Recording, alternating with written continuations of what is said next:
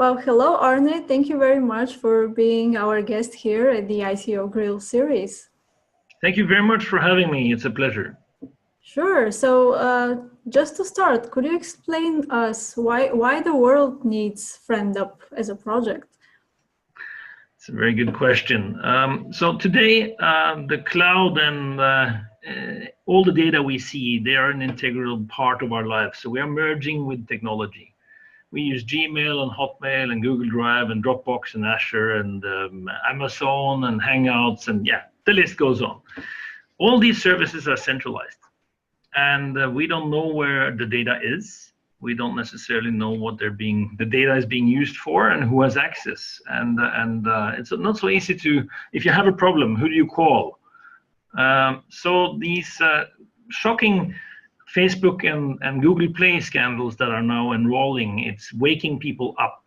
And the commercial surveillance and data mining operations that are covertly embedded into solutions and viewed as public services, we are now starting to understand we are the product. Free services, but they are mining our data. We can't change this situation, and we can't change time. We can't go back in time, so we have to computer science our way out of it. So what we've done is we are making an intranet out of the internet. So we are building a type of Chrome OS and a type of Android, which is independent, open source, and will be owned by the users and controlled and governed by the users. And using blockchain and encryption in a very good and ingenious way, we are then able to take any device, any digital data source from wherever it is and combine it in one user experience. So the whole internet becomes your intranet. Whatever you can see, you can use in one private session. You own the data, you control the data, and we govern it together and we decide the future together. Mm. So when you say users, who would be the users of FriendUp? To begin with, we are, of course, aiming at those who understand these problems better than others. So that's developers. And we help them get access to blockchain and decentralized technology in a much quicker and easier way, because we have this abstraction in the browser on top. And then we do all of the integration below under the OSS, and we combine this. And when we do this, the developers get a zero-cost deployment tool to decentralized technology that can, it can accelerate the way they adopt Ethereum and other type of blockchains and other decentralized technologies. And then we combine this with a friend store, where they can also have revenue for their products. And it doesn't have to be 30% cut in the friend store. It can be a lot less. So therefore, the first aim is the developers. The second aim is B2B businesses, which because it's easier to talk to them. The most difficult discipline in the world is the B2C, the end users. So we are definitely going to address those and get them out from consumerism and make them back into knowledgeable users who can take control of their own digital destiny. So in more practical terms, what could developers do on the platform? You said they will have quicker access to blockchain technologies. That means, what does that mean though? Well, it's like Amazon Web Services, right? Mm-hmm. So for developers, we will become like an agnostic Amazon Web Services, where decentralized and centralized technologies are available. So you can have your app running on a centralized at one moment, and then on a decentralized storage or a CPU or file database, and then only do peer-to-peer. So you can actually decouple your applications from the underlying infrastructure. And for developers, this will make it a lot easier. The APIs will be ready, and the infrastructure will be ready, and we can then blend technology and blend currency. So in this, in the Friend Store and the Friend Network, you can use tokens or fiat, in even invoice if that's necessary.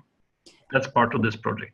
So basically, they'll be able to develop applications both centralized and decentralized using the FriendUp building environment, and we will have any libraries and frameworks ready for them to use? Yes, we are already in version 1.1.1. We're about to launch 1.2. So this is all in GitHub. You can already go there, download and run and run for yourself, set up your own stack.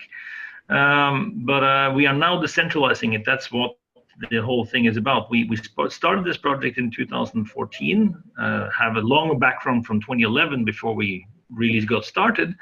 And we built this centralized first. So we are live in the conventional world, in the medtech area actually, because you have to harden the core and make sure it's secure and tight before you decentralize. Obviously, then you exponentially increase the attack surface, and it has to be working before you decentralize.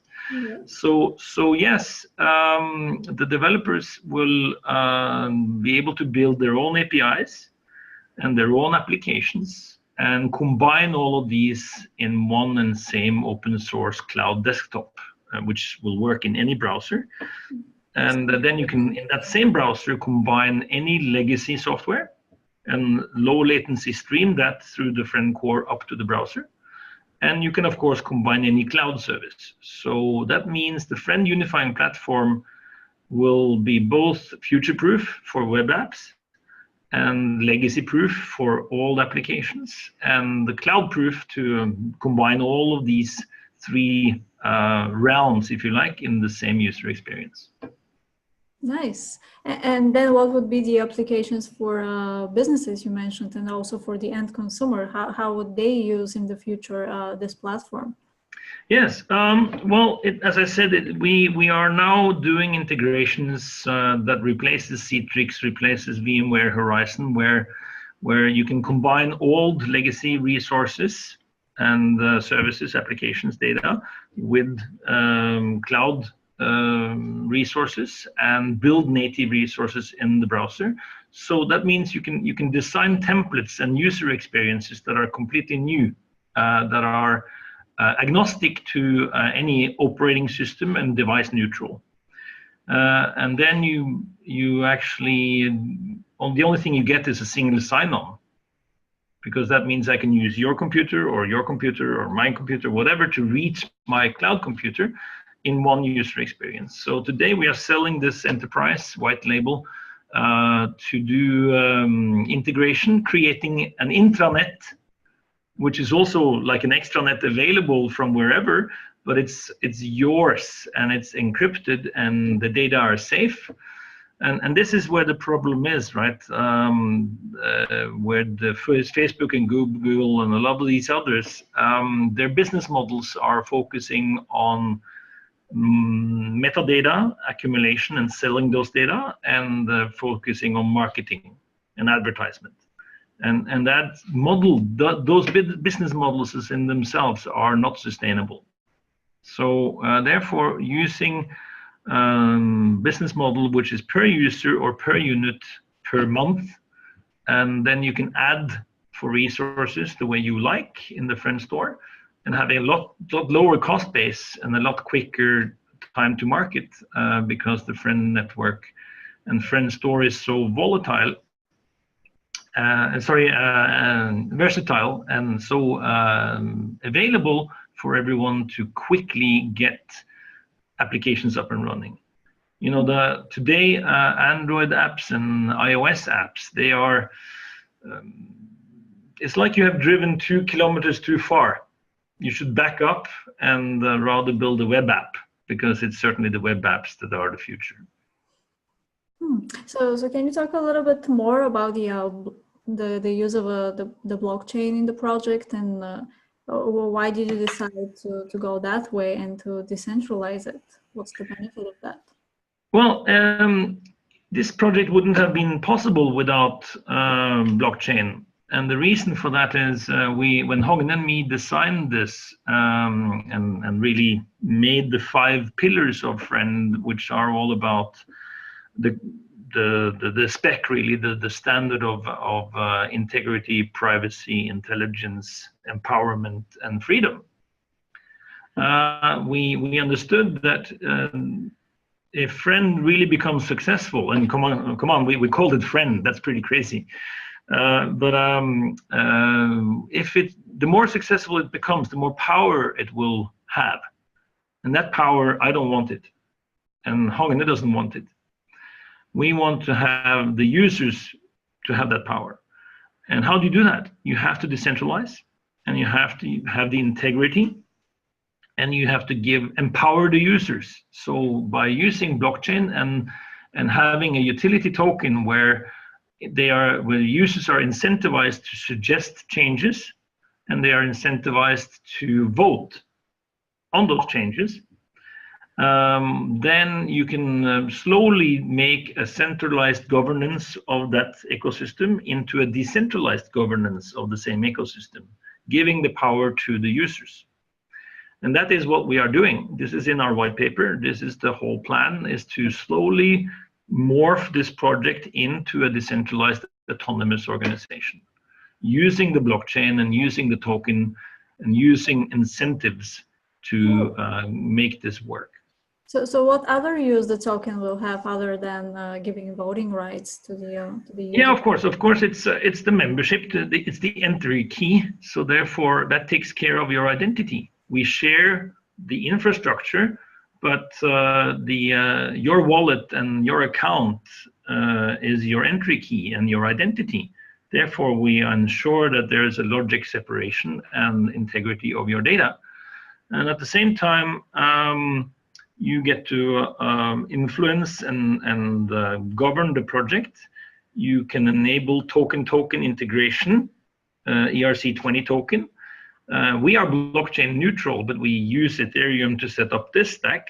That doesn't mean we wouldn't allow for other tokens to integrate. And OmiseGo, for example, is a very good type of infrastructure project that could work well with this. So that would facilitate, people could download the Friend Core nodes, Friend Core servers, and run a node and earn tokens for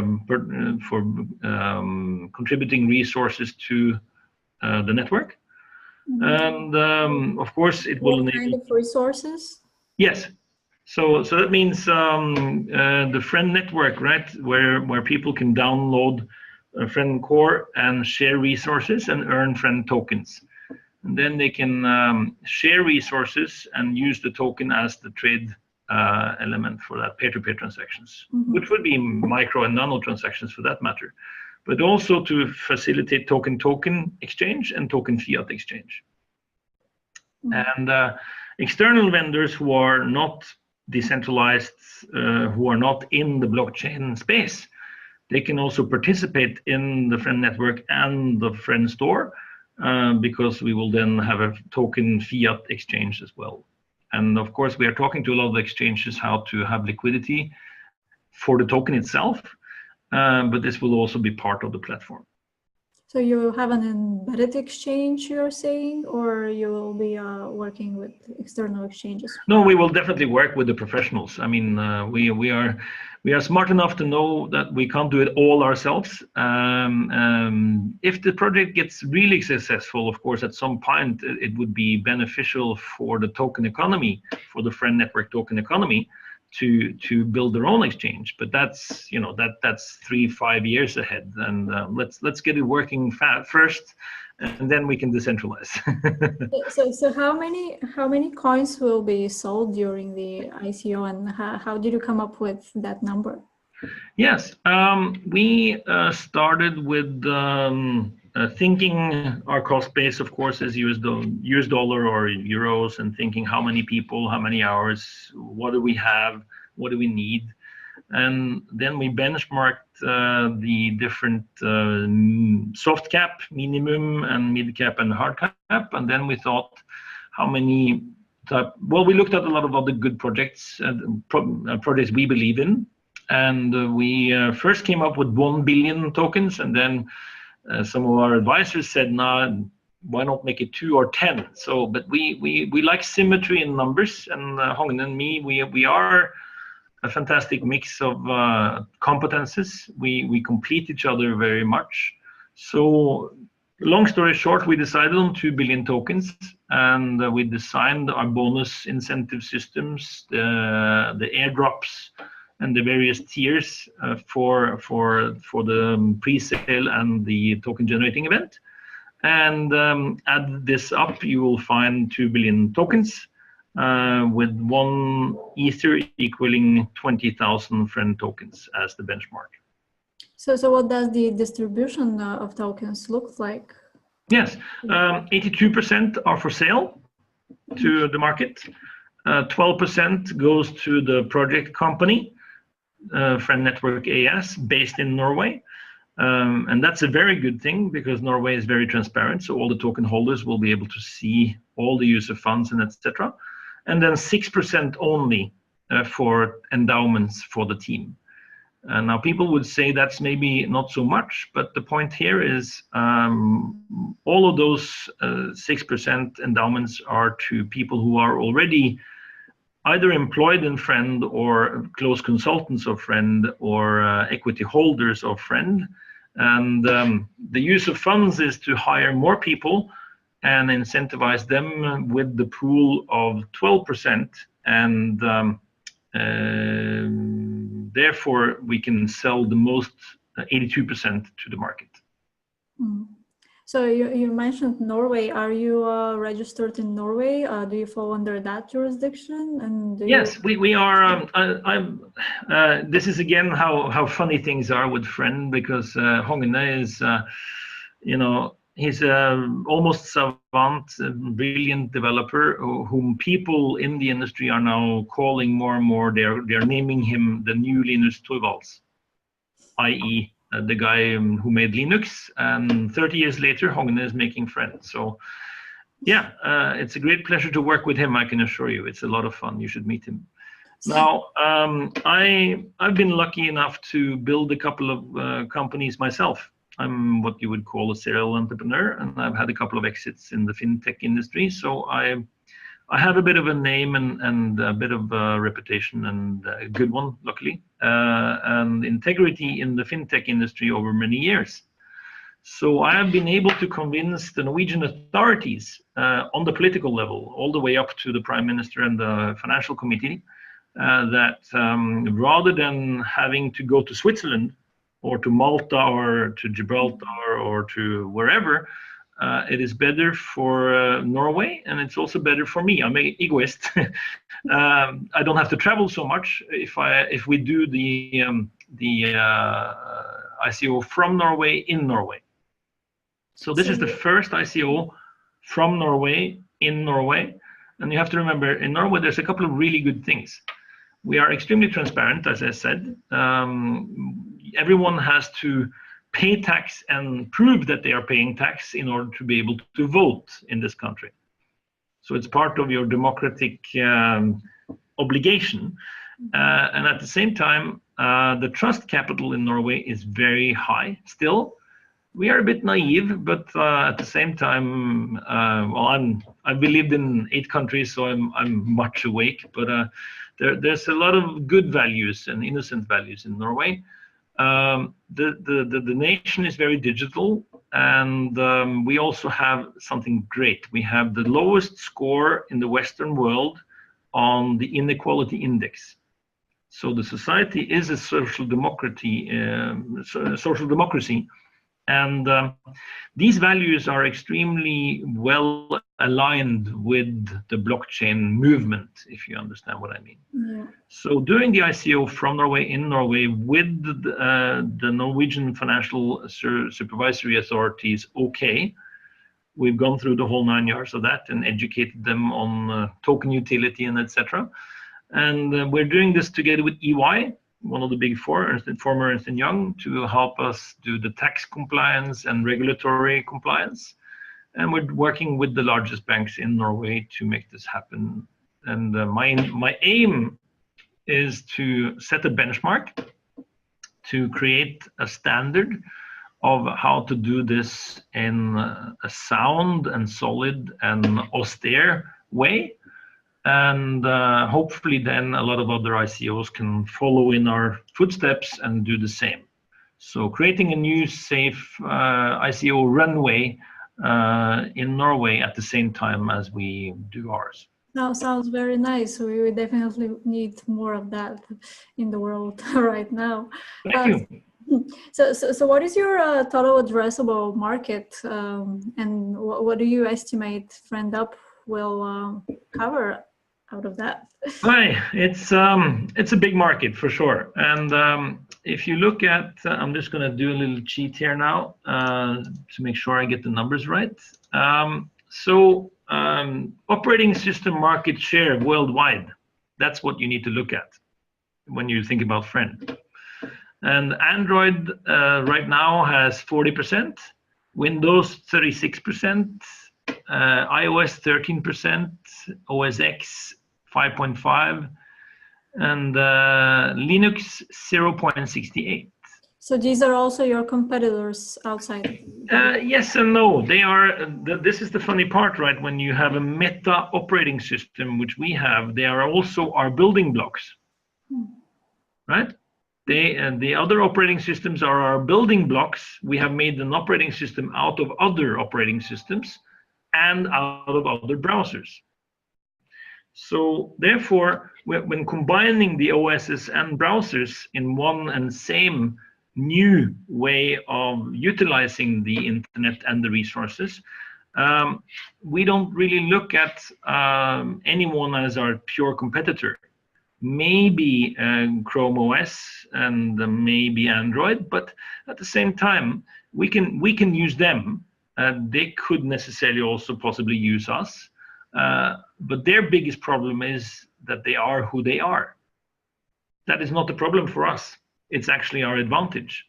So we are the small guys, the agnostic, and the if you like, the challengers. But at the same time, the Gartner 2017 estimate of world public cloud services forecast is to have the market in 2020 being a total of $163 billion. So frankly, I'm not so focused and concerned about market size and market share at the moment.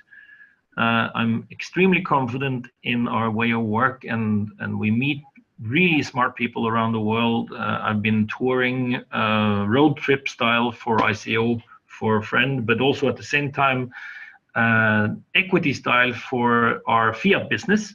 So I get to talk to both the old schoolers and the new schoolers, and people are, what can I say? It's almost like I'm waking them up to see the world again, and it's really comforting. And so our confidence is that we will be relevant and we will take market shares, but not necessarily instead of.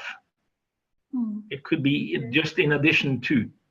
Yeah. And then gradually, and this is what is most important, I think, gradually Darwin will decide what is the best. And you see, this is an evolution, guys. It's not a revolution. It's really about change. Change is good. Change is life.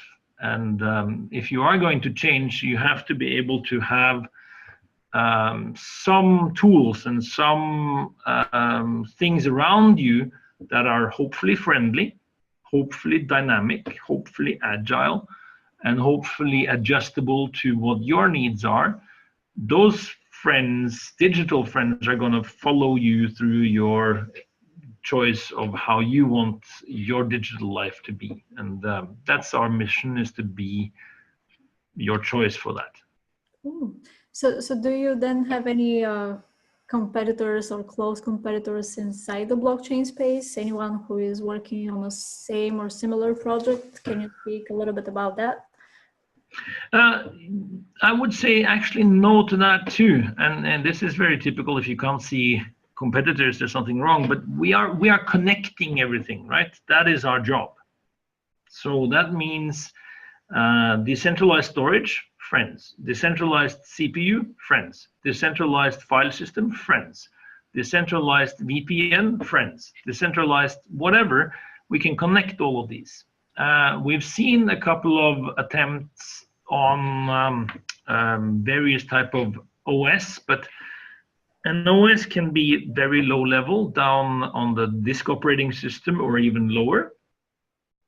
And if an OS is just a thin layer on top, is it really an OS? So that's an argument and discussion I've been into a couple of times, and then you can define it in a bit different ways. So who we are really competing with is more in the Fiat world, the Citrixes and the VMware Horizons. But again, what Friend has done and what we are doing is rather unique. And some people are calling Hongin an inventor rather than a founder of Friend, because this hasn't really been done before. And this is about what we call liquid software, where applications are decoupled from their native infrastructure, and where applications and data can migrate, geo-cache themselves closer to the user.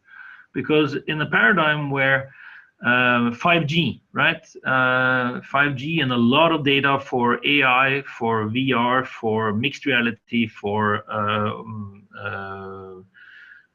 well, they call it XR today, because there are so many different type of reality descriptions. You will have to render a lot of data much closer to the user. And therefore, some of the data and some of the application has to actually physically come closer to where you are. But they can't be all on your device, because you don't have the space and you don't have the battery power to do it. So these will become more and more wafer clients with a browser, with power, of course, with CPU and some storage RAM.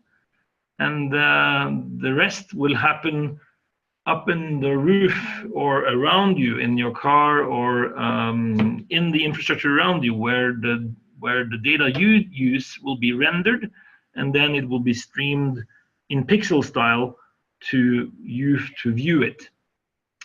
So in order to do that, you need to have liquid software. You need to have the ability to have data and applications distribute and geo migrate closer to where you are. And we do that. That's part of the Friend paradigm. Very nice. So are you seeking partnerships with any companies? Have you partnered already with anyone? Yes, we do, and we have, and it's we are today partnered with Golem, decentralized CPU. We are partnered with Fluence, decentralized database. We have a lot of partnerships in the Fiat realm, in different independent service software vendors and various. We also partner with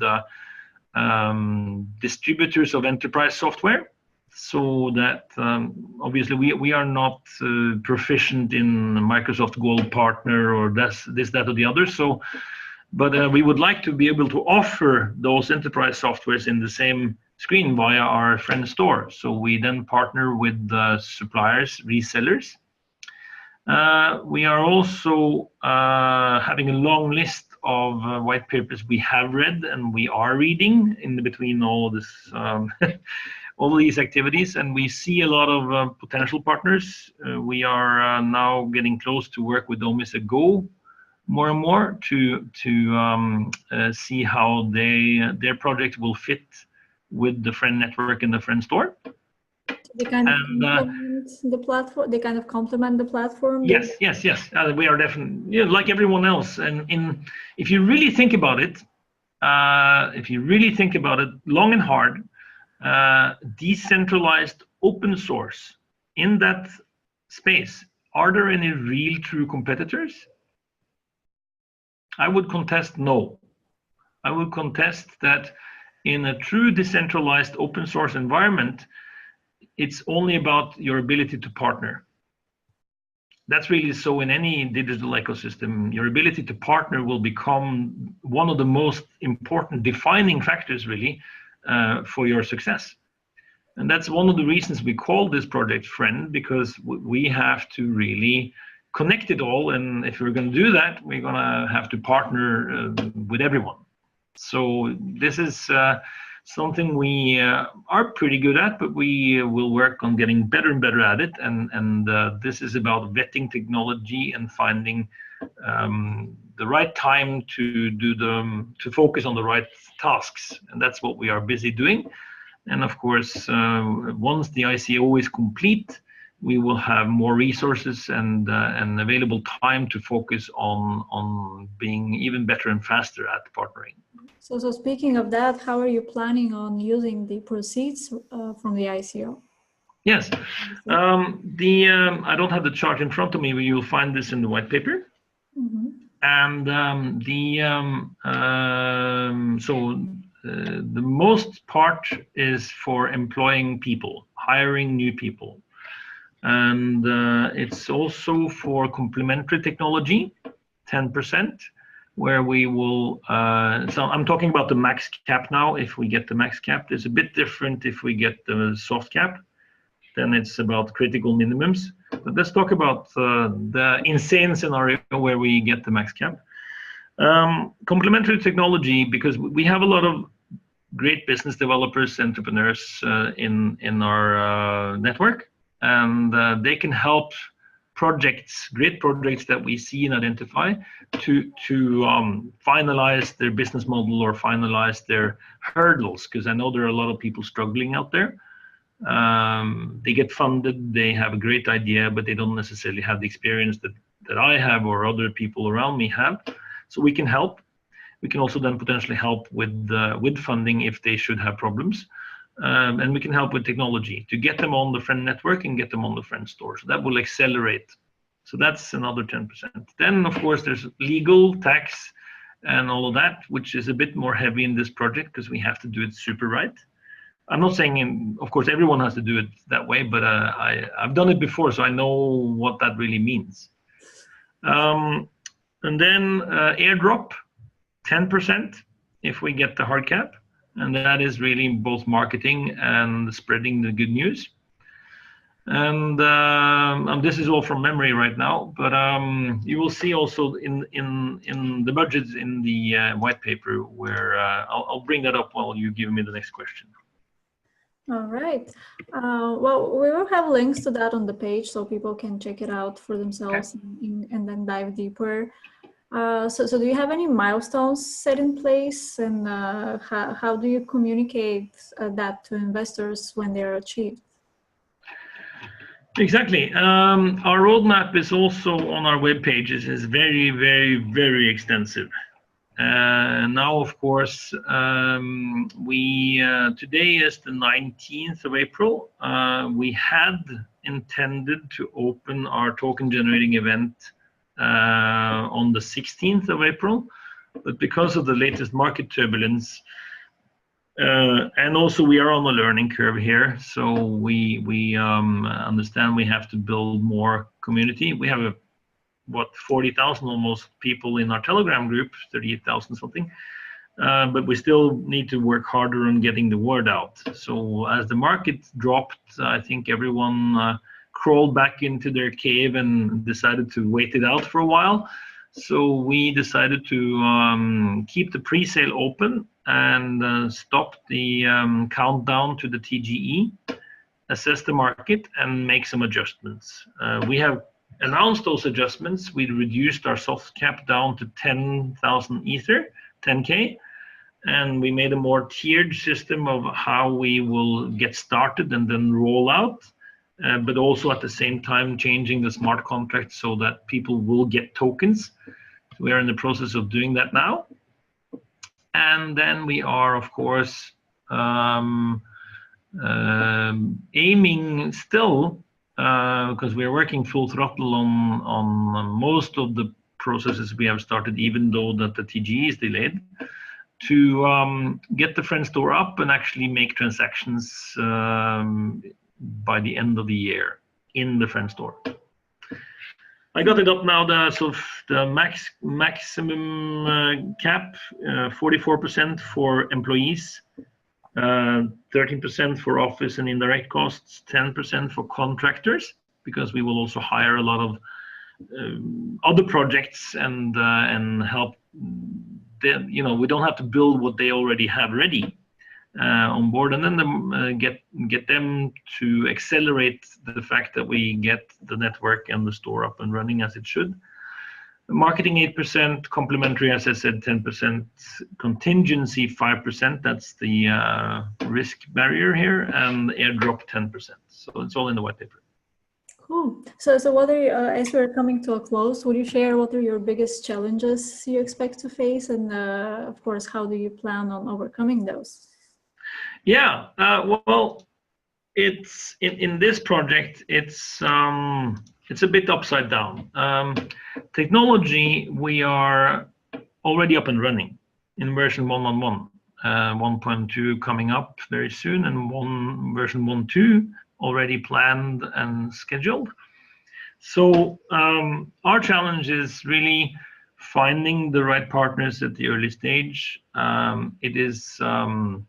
It's a bit of a rowdy place, the current digital asset market. So vetting people and vetting projects, making sure we don't get in bed with the wrong people. I think that's fair and honest to say. I know everyone has experienced that. There's a lot of turbulence out there. Doing this at the same time as we're building a safe and solid conventional business. So in essence, driving two businesses that are synergetic is a challenge.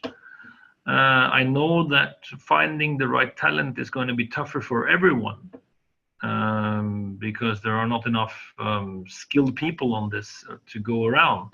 Now, Friend will help everyone with that because we already have a lot of that talent, and by nature of the project and the effort and the vision and the mission that we are on, we actually get a lot of talents volunteering. And the faster and sooner we can get Friend up and running, the faster and sooner Friend can serve and help others accelerate their projects. So that's my plead to everyone listening here is try to understand how much Friend can help you and how much Friend can help others.